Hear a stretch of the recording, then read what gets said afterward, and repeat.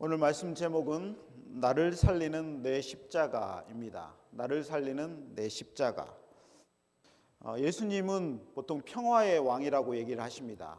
예수님이 오시면 평화가 임하고 화평이 임하고 맞는 말씀이죠. 그런데 돌아보면 벌써 여러 해 전쟁이 계속되고 있는데 작은 전쟁이 아니라 마치 세계 전쟁과 같은 전쟁이 일어나고 있죠. 그래도 우리는 여기에 안전한 지대에 살고 있어서 그래도 하나님께 감사한데 그 지역에 사는 사람들은 얼마나 고통스럽고 얼마나 힘들고 차라리 죽는 게 나을 정도 싶은 그런 고통 속에 있을 것입니다. 그래서 우리는 기도를 해야 됩니다. 우리가 거기 가서 어떻게 도와줄지는 잘 모르겠지만 할 수 있는 거는 기도하는 것이고 또 필요하면 또 헌금도 하고 그래서 선교사님을 통해서 그 지역의 작은 아이에게 이렇게 작은 물병 하나라도 줄 수 있는 그런 우리의 도움이 됐으면 좋겠다는 생각을 해보고요. 기도로 돕고 그렇게 여러 가지 하나님 주시는 방법이 있으면 우리를 통해서 돕기를 바랍니다. 전쟁의 소식이 끝나지 않은 걸 보면서 하나님이 살아계신가, 하나님은 무엇을 하고 계신가 그렇게 생각을 할 수도 있어요. 그런데 하나님 말씀을 계속 보면 하나님이 주시는 평화의 왕, 화평의 하나님은 우리 개인에게 해당이 된다는 것을 볼 수 있습니다. 오늘 말씀에서 그 힌트와 의미를 찾아볼 수 있는데 마태복음 10장 34절에 보면 내가 세상에 화평을 주러 온 줄로 생각하지 말라. 화평이 아니요 검을 주러 왔노라. 화평이 예수님이 주려고 하는 목적이 아니고 하나님은 검을 주러 오셨다라고 얘기를 하시는 것입니다. 어떻게 이런 말이 우리에게 해석이 될 수 있을까? 예수님이 주시는 평화와 화평은 사실은 개개인 한 사람 한 사람에게 주시는 화평의 선물입니다. 예수님이 오시기 전에는 예수님이 내 마음에 오시기 전에는 죄인이어서 하나님과 멀어졌기 때문에 하나님과 대적 관계에 있었고 하나님을 대적하는 사람이었고 하나님도 우리를 상관하지 않은 그런 자였는데 예수님이 중간에 화평의 화목 제물이 되셔서 하나님과 인간 사이를 화목하게 하셨죠.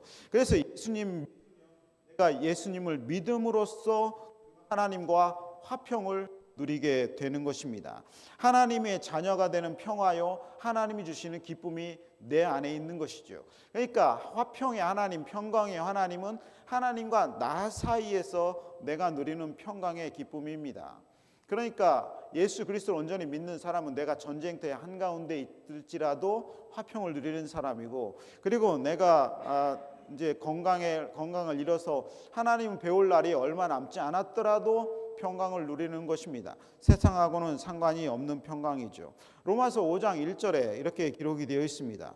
그러므로 우리가 믿음으로 의롭다 하심을 받았으니 우리 주 예수 그리스도로 말미암아 하나님과 화평을 누리자. 그러니까 믿음으로 의롭다 하심을 내가 받았으니까 내가 예수님 때문에, 예수님이 오신 목적이죠. 예수님 때문에 하나님과 화평을 누리게 되었다.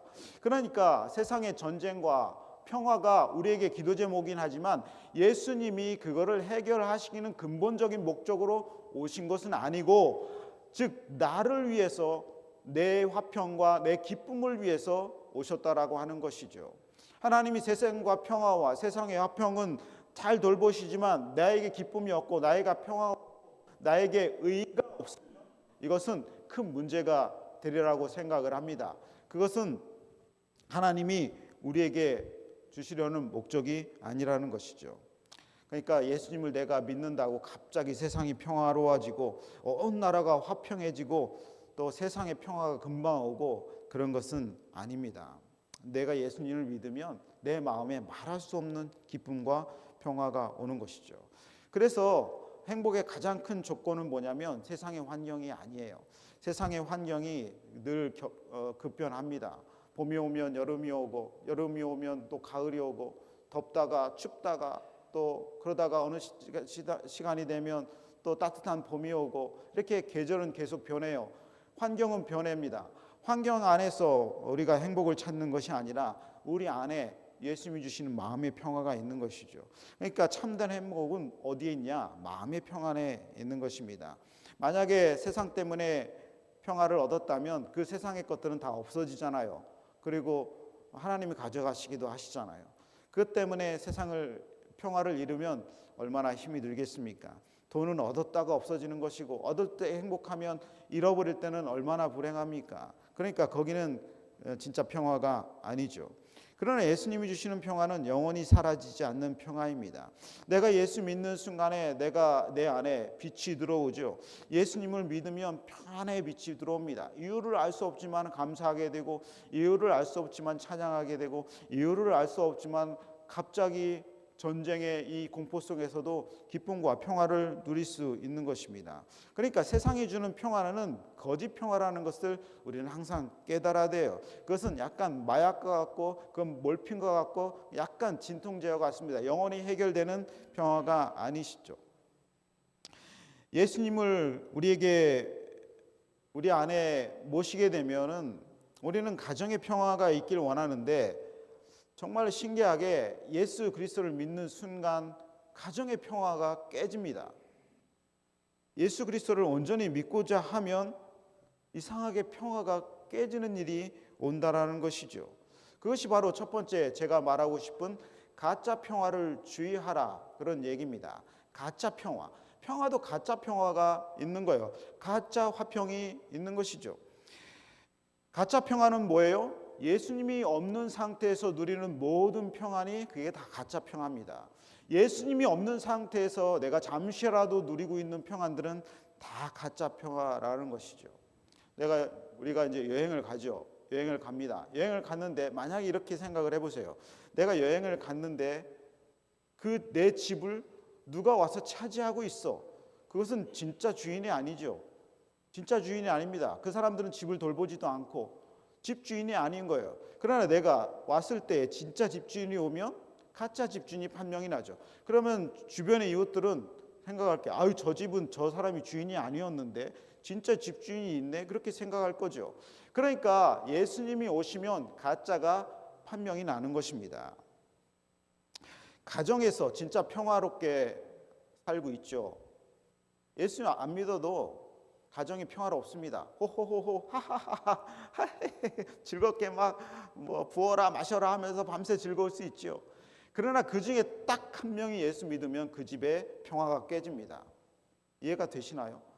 예수님이 와서 내 마음에 들어오면 그 집에 불화가 온다는 거예요. 그 집에 예수님이 오셨기 때문에.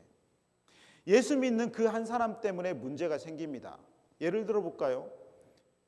예수 믿는 집이 한 명이라도 들어오면 그 집에 제사가 지내던 문제에 불화가 옵니다. 예수 안 믿다가 다 제사 지내고 우리 조상신이 나를 돌봐주신다고 내가 믿다가 어느 순간 내가 예수 믿어서 나는 우상을 숭배하지 않겠다라고 얘기했을 때 그 집에 가서 선포를 하죠. 나 이제부터 예수 믿으니까 제사 지내지 않고 우상 숭배하지 않겠습니다 했을 때 그 집안에 갑자기 살얼음판이 됩니다. 어색해지고, 저 어디서 이상한 예수쟁이가 와가지고 예수가 들어와가지고 저 집에 우리 집 평화를 깨는가, 이렇게 생각을 하는 것이죠. 미국에서야 그런 일이 없지만, 어떤 종류가 있는지는 잘 모르겠지만 한국에서는 그런 일이 참으로 많이 있습니다. 마태복음 10장 35절, 내가 온 것은 사람이 그 아버지와 딸이 어머니와 며느리가 시어머니와 불화하게 하려 함이니 사람의 원수가 자기 집안 식구리라.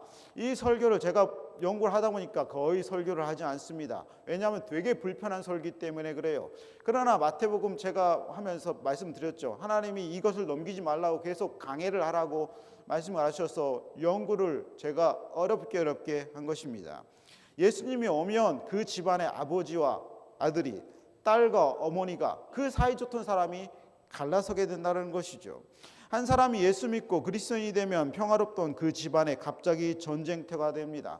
제사 문제도 그렇고, 그리고 술 먹는 문제도 없고, 나는 예수 믿으니까 이제부터 술 먹지 않을 거야, 담배 피지 않을 거야, 이제부터 예수 그리스도를 믿으니까 나는 정직하게 살 거야, 뇌물도 받지 아니하고 누구에게 잘 보이려고 노력하지 아니하고 난 하나님만 바라보며 살 거야. 그렇게 했을 때에 저게 미쳤나 그렇게 생각을 하면서 집안에 불화가 생긴다는 것입니다. 예수 없는 친구 사이도 마찬가지예요. 예전에 친구 만날 때는 부어라 마셔라 하면서 펍에서 앉아가지고 막 세상 얘기하고 막 술 한잔 기울이면서 담배 피면서 그렇게 막 행복해. 너 없으면 난 죽어. 우리는 의리로 살아. 그러다가 갑자기 예수 그리스도를 믿으면 그 친구와 할 얘기가 없어집니다. 왜냐하면 내 안에는 예수 그리스도를 가득해가지고 내 안에는 예수님의 영이 넘쳐나고 예수 믿는 고백하고 내가 천국 복음을 전하고 내가 천국에 대한 그런 소망을 갖고 그 사람에게 전하고 싶은데 저 사람은 예수 믿지 않기 때문에 거기서 불화가 생기는 거예요. 너 예전하고 친구가 그렇지 않다. 너 예전에 네가 아닌 것 같다. 그런 일이 많습니다.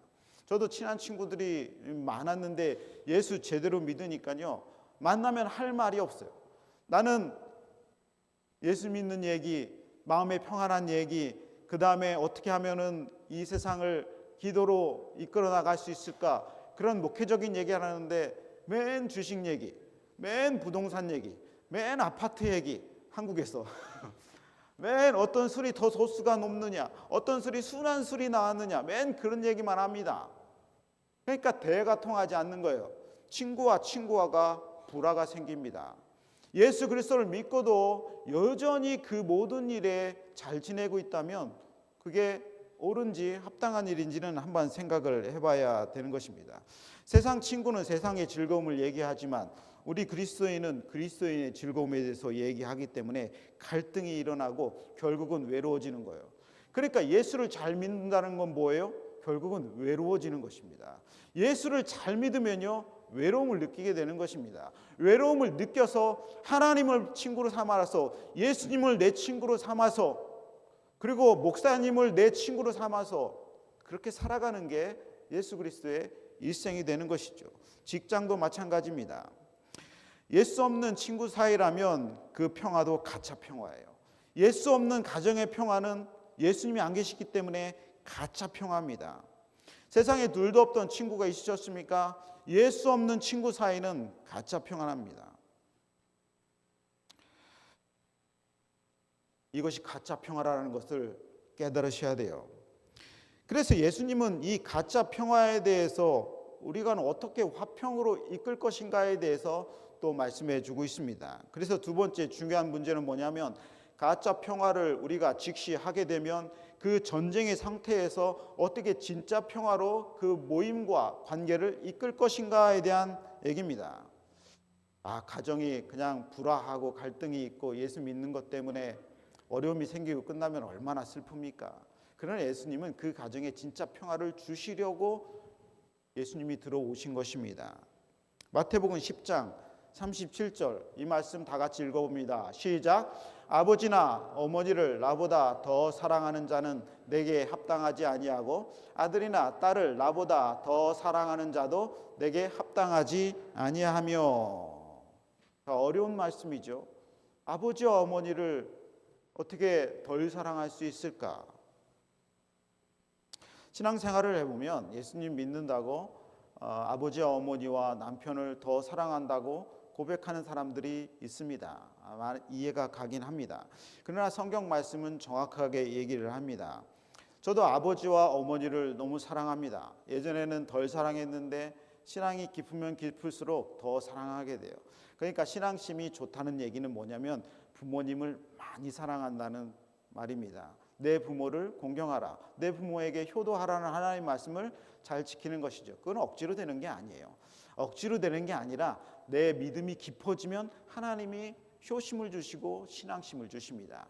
그러니까 우리 자녀들이 효도를 많이 하게끔 하려면 뭐냐면 내 신앙심이 깊어지고 우리 자녀들이 신앙심이 믿음이 깊어지면 자연스럽게 효도를 더 많이 할 수 있습니다.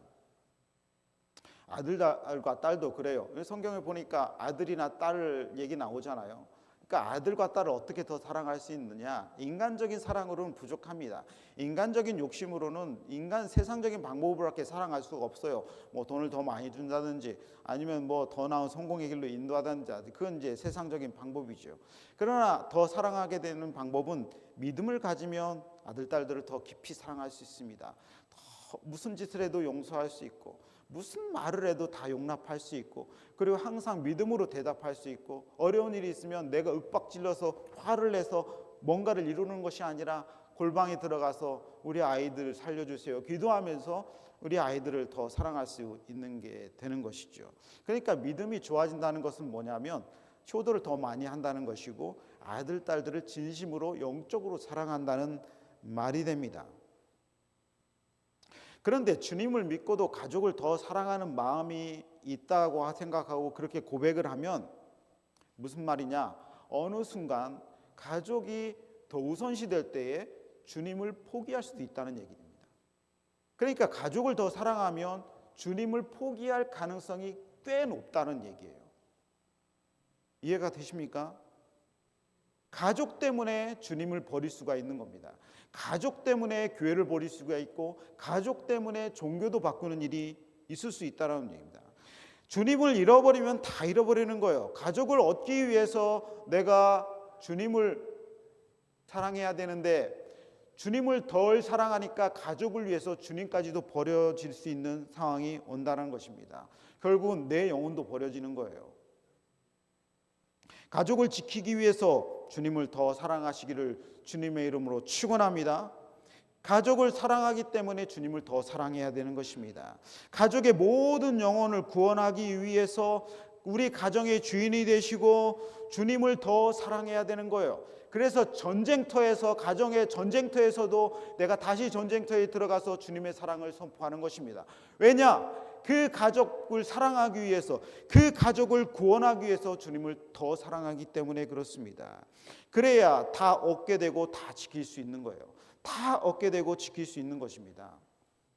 제 장인어른 장모님이 계신데 제 장인어른 장모님은 서울에 제가 목회했던 교회의 성도셨습니다. 그러니까 원래 장모님이 다니셨던 교회에 제가 목사로 들어간 거죠. 제가 가서 보니까 너무 훌륭하십니다. 특별히 우리 장인어른은 제가 목회를 시작한, 그러니까 딸이 이제 목회를 같이 시작했죠.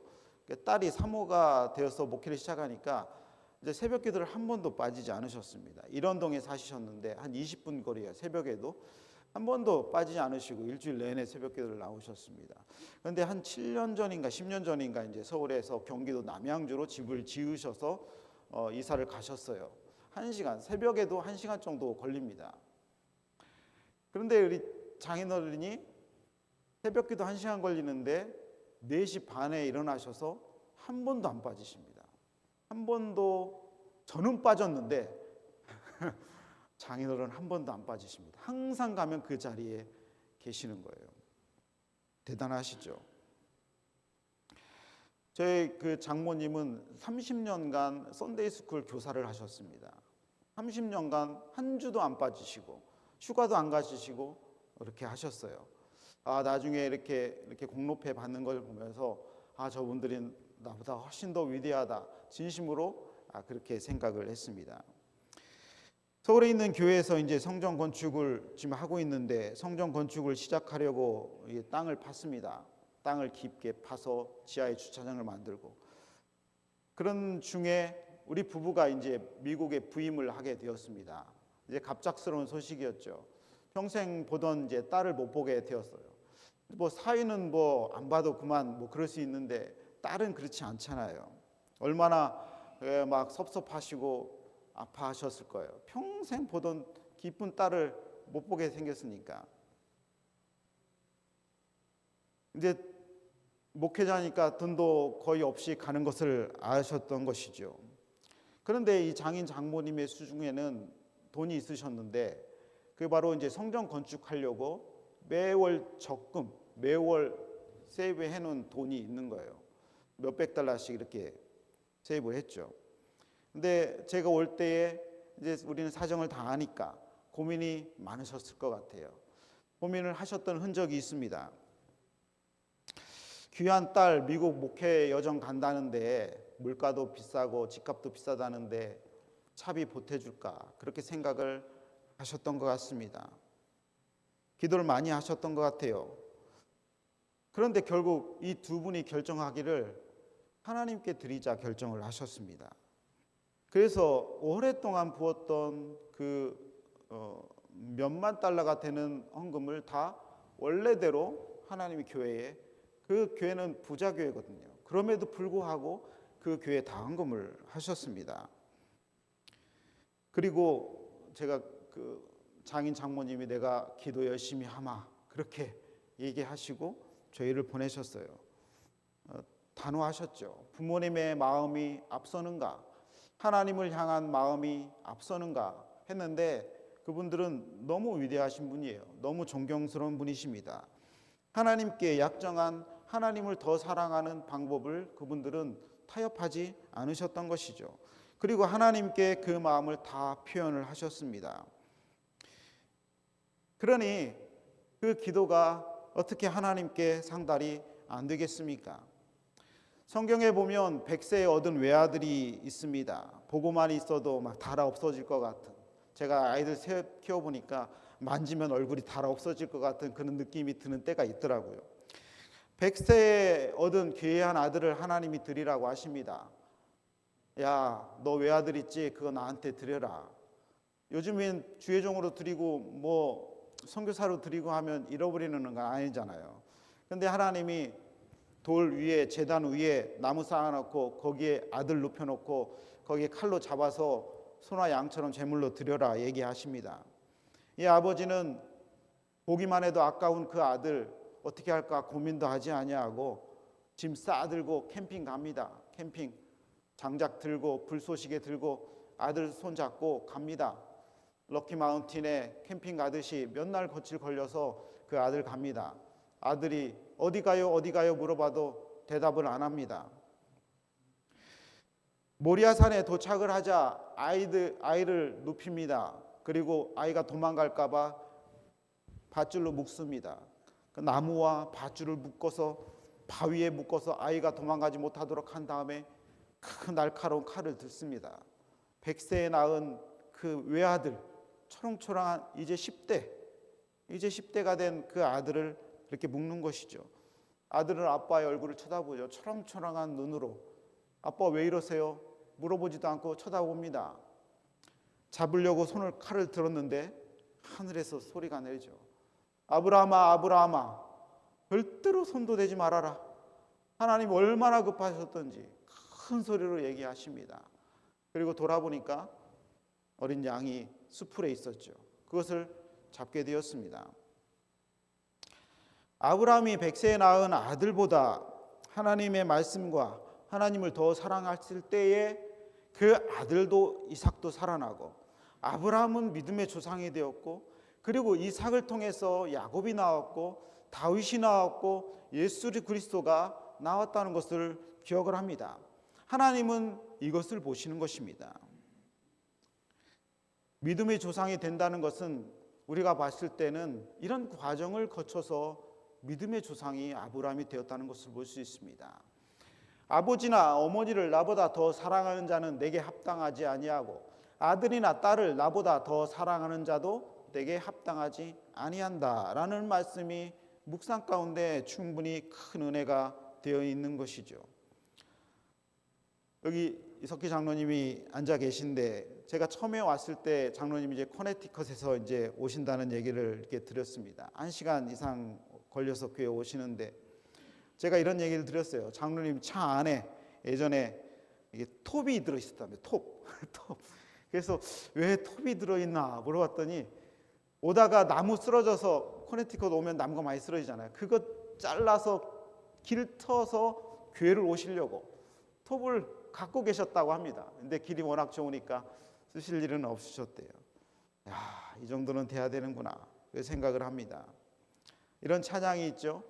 손에 있는 부귀보다 주를 더 사랑하는가 이슬 같은 목숨보다 주를 더 사랑하는가 사랑의 빛 잃어가면 주님 만날 수 없어 헛된 영화 바라보며 사랑할 수도 없어 잠시 머물 이 세상 헛된 것들 뿐이니 주를 사랑하는 마음 금보다 더 귀하다. 가짜 평화를 진짜로 평화로 바꾸는 방법은 주님을 무엇보다 사랑하는 것입니다. 그러면 가정에 진짜 평화가 임하고 복음이 다 증거되고 그 가정이 말할 수 없는 평강으로 채워지는 것입니다. 두 번째, 어떻게 가짜 평화를 진짜 평화로 바꿀 수 있는가? 가짜 평화를 몰아내고 진짜 평화를 가질 수 있는가? 두 번째는 자기 십자가를 지는 것입니다. 자기 십자가를 집니다. 마태복음 10장 38절 그 뒤에 있는 말씀도 읽어봅니다. 다 같이 시작. 또 자기 십자가를 지고 나를 따르지 않는 자도 내게 합당하지 아니하리라. 자기 목숨을 얻는 자는 잃을 것이요 나를 위하여 자기 목숨을 잃는 자는 얻으리라.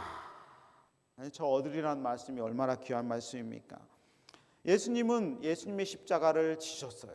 예수님이 안 지셔도 되는 십자가를 지셨어요. 그리고 예수님은 우리에게 말합니다. 자기 십자가를 너도 져라. 그런 얘기를 하고 있는 것이죠. 자기 십자가가 뭡니까? 내가 져야 될 십자가. 예수님은 예수님의 십자가를 지셔서 나를 구원하셨고 내 십자가는 내가 져야 된다고 하는 것이죠. 제가 어렸을 때에 저희 아버지가 이제 산에 나무를 하러 가십니다. 이제 소들도 많고 뭐 돼지도 있고 하기 때문에 그것을 먹이기 위해서 산에 나무를 하러 가십니다. 그러면 아버지는 큰 지게를 지고 가셔요. 큰 지게. 그러면 나는 작은 지게를 지고 가. 아버지 지게는 너무 커서 질 수가 없어. 그러면서 작은 지게가 나한테 있었어요. 그래서 그거를 지고 가는 것이죠. 그게 내가 져야 될 작은 내 십자가입니다. 내 십자가와 다른 사람의 십자가는 다릅니다. 예수님의 십자가를 내가 질 수는 없어요. 예수님의 십자가를 진다고 나타나는 사람들은 다 가짜입니다. 그냥 가짜. 아주 나쁜. 제가 무슨 예수라고 예수님의 십자가를 집니까? 자기가 다 예수라고 성령이라고 말하는 사람들은요 다 지옥 아람목에 갈 사람들이에요. 그런데 예수님이 우리에게 주시는 십자가는 내 십자가입니다. 내 십자가. 십자가는 다 다른 것 같아요. 제가 져야 될 십자가가 저에게 있고 제 아내가 져야 될 십자가는 제 아내에게 있고 그리고 여러분이 십자가에 져야 될 십자가는 여러분에 있는 거예요. 아들의 십자가를 여러분이 질 수 없고 아버지의 십자가를 아들이 아무리 해도 질 수가 없어요. 아버지의 그 십자가를 알지도 못하고 지지도 못해요. 내 십자가는 누가 알아요? 나만 아는 것입니다. 인도가 낳은 위대한 사람이 3명이 있는데 인도 누굽니까? 우리가 알고 있는 타고르, 그 다음에 간디, 그리고 가장 유명한 선다싱이라고 하는 기독교인이 있습니다. 앞에 두 사람은 힌두교인이고 이 선다싱이라고 하는 사람은 기독교인입니다. 선다싱이 영국을 방문했을 때 기자들이 물어봤어요. 당신의 나라 전통 종교인 힌두교를 버리고 왜 기독교를 개종했습니까? 그러니까 이 선다싱이 기자들 앞에서 이렇게 얘기를 했어요. 죽었다던 예수가 살아나는 것을 보았습니다. 죽었던 예수가 살아계시기 때문에 내가 예수님을 믿습니다. 그렇게 얘기를 했습니다. 예수님 믿기 전에 선다싱은 힌두교인이었습니다. 근데 그 사람은 참된 신이 누군지를 계속 고민을 했어요. 누가 하나님인가라고 모르다가 작정을 한 거예요. 내가 누가 참신인지를 알아보겠다. 그런 다음에 날짜를 정했습니다. 1904년 12월 18일까지 나타나기만 하면 된다라고 자기 스스로 그 시간을 정한 거예요. 그런 다음에 매일 새벽 4시, 3시에 일어나서 목욕하고 기도하기 시작했습니다. 참신 보여주십시오. 참신이면 나한테 와주십시오. 그런데 날짜가 12월 18일이 됐는데도 신이 나타나지 않습니다. 그래서 그날도 새벽 4시 30분쯤에 기도를 마치고 나는 이제 죽어야 되겠다 그 생각을 한 거예요. 이 선다싱이 죽으려고 기차에 뛰어들려고 합니다. 5시 기차가 붕 하고 옵니다. 기차에 뛰어들려고 하는데 갑자기 뒤에서 빛이 확 나타납니다. 보니까 자기 집인 거예요. 자기 집에서 빛이 나오는데 자기가 기도하던 그 방에서 빛이 확 나오는데 눈을 크게 떠보니까 그 안에 예수님이 계신 거예요. 예수님의 형상을 모습하고 보고 선다싱이 예수님이 참신이구나. 예수님이 진짜 하나님이시구나 그렇게 깨달았다라고 하는 것입니다. 그래서 이 썬다싱이 참 그리스도인이 되었죠. 이 사람은 히말라야 산맥, 알프스 산맥, 히말라야 산맥이죠. 히말라야 산맥을 넘어다니면서 전도를 하기 시작을 했습니다. 그러다가 어느 순간 그 썬다싱이 그 히말라야에서 그냥 추위에 죽고 말죠. 수십 번 넘어다녔는데 그 중에 하는 일화가 있는데, 이 썬다싱이 눈보라치는 추운 겨울에 히말라야 산맥을 넘을 때에 한 사람이 눈 속에서 쓰러져 가고 있었습니다. 같이 가던 사람이 보고 이 사람 좀 데리고 가자 하니까 같이 가는 사람은 저 산맥 어떻게 넘으려고 같이 갑니까? 하고 그냥 갑니다. 그런데 예수 믿은 사람이 그 마음에 긍휼한 마음이 많아서 그 사람을 들쳐업습니다. 들쳐업고 그 히말라야 산맥을 넘어가기 시작하는 거예요. 한참 가다 보니까 한 사람이 쓰러져 있네요. 누가 쓰러져 있어요? 앞에 가던 사람, 자기 동료가 쓰러져 있습니다. 너무 추워가지고 얼어 죽은 거예요. 그런데 이 썬다싱은 그 사람을 업고 가니까 그 추운 겨울에 막 땀이 비 오듯 나는 거죠. 그러니까 너무 추운 날에 너무 뜨거운 몸을 가지고 간 거예요. 그 썬다싱이 몸이 열이 나니까 엎혀져 있는 사람도 따뜻한 체온 때문에 살아납니다. 그래서 그 히말라야 산맥을 썬다싱과 그 엎혀져 있는 사람이 두 사람이 다 살아난 거예요. 거기서 놀라운 깨달음을 얻게 됩니다. 어떤 사람이 물어봅니다. 썬다싱에게 가장 인생에서 위험한 때가 언제일까요? 물어봅니다. 그러자 이 썬다싱이 말합니다. 내가 지고 가야 할 십자가가 없을 때가 그때가 가장 위험한 때입니다. 그렇게 얘기를 합니다. 그러니까 무슨 말이냐?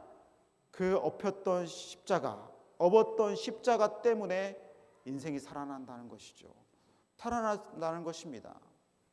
내가 가고 있는 그 십자가가 무거운 건 줄 알고 내 짐인 줄 알고 벗어버리고 싶고 고통스럽고 힘들고 위험하고 벗고 싶고 무서운 이것 좀 없으면 내가 날아갈 것 같은데 그 십자가 있지 않습니까? 그 십자가. 그 벗어버리면 어떻게 합니까? 내 영혼이 죽는 거예요. 여러분은 어떤 십자가를 지고 있습니까? 여러분 생각 안에 이게 딱 떠오르는 내가 벗고 싶은 십자가가 있지 않습니까? 이것 좀 벗어났으면 하는 십자가들 있죠. 내 가정이 될 수 있고 내 가족이 될 수 있고 뭐 그 무엇인가는 될 수 있죠. 제가 1993년도 6월에 한국에서 군대를 입대를 했는데 그 집단은 강원도 철원에 15사단 승리부대라는 곳에 입대를 했습니다. 가보니까 제가 수색대에 입대를 했어요. 수색대. 저는 운동도 할 줄 알 것도 없는데 아무것도 없는데 수색대, 그 무섭다는 수색대에 입대를 했습니다. 갔는데 그곳은 어디냐면 DMZ 안에 비무장지대 안에 초소를 관할하는 거예요. 그것에서 이제 하는 것이죠.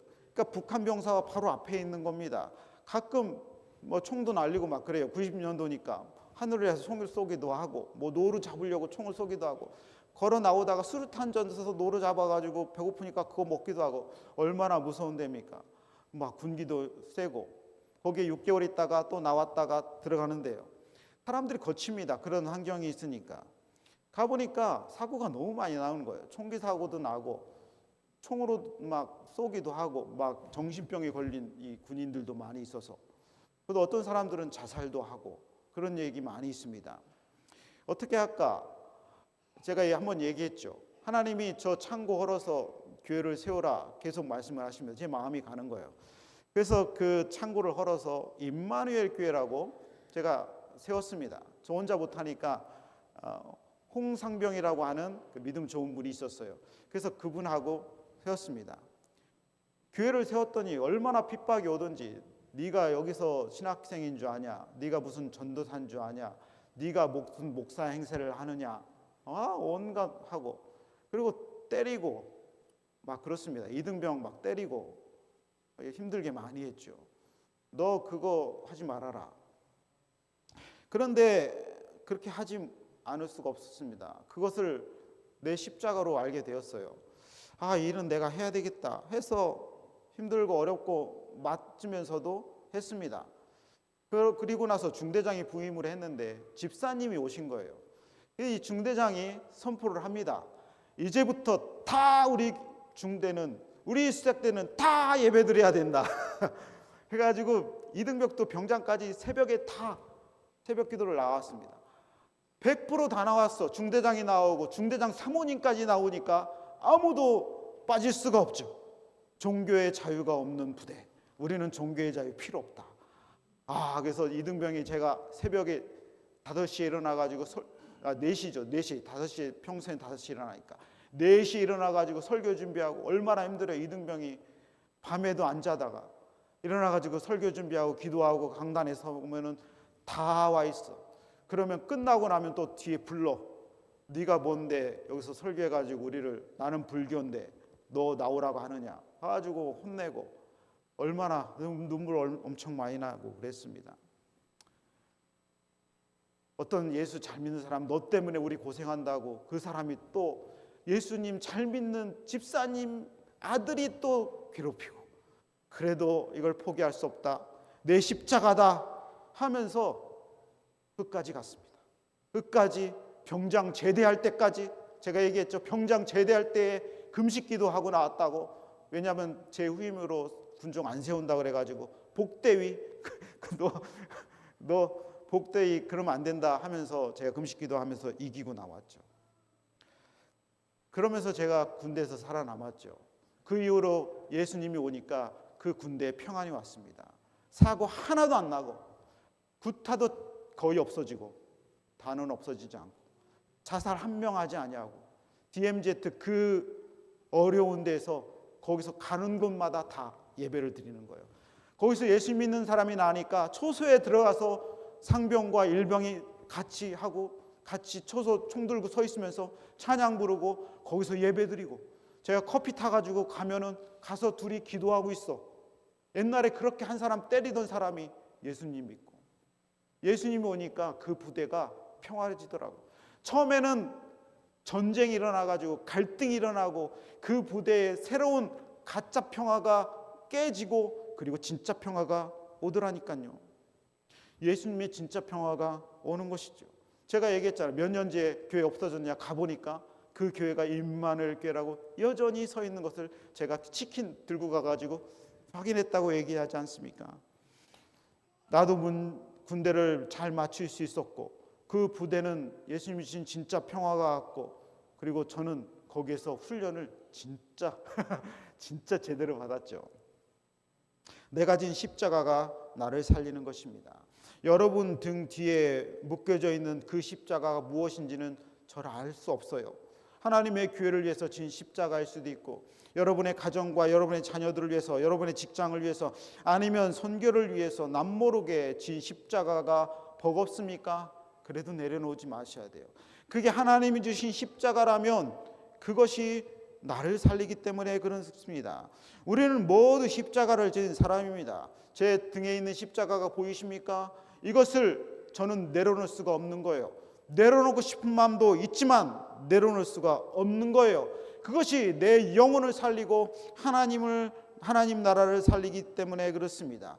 그런데 저 주님이 주신 저 십자가는 온 세상 인류의 죄를 다 지고 가신 얼마나 무거운 십자가입니까? 그거에 비하면 예수님이 나에게 주신 십자가는 가벼운 십자가예요. 마태복음 11장, 내 멍에는 쉽고 내 짐은 가볍다.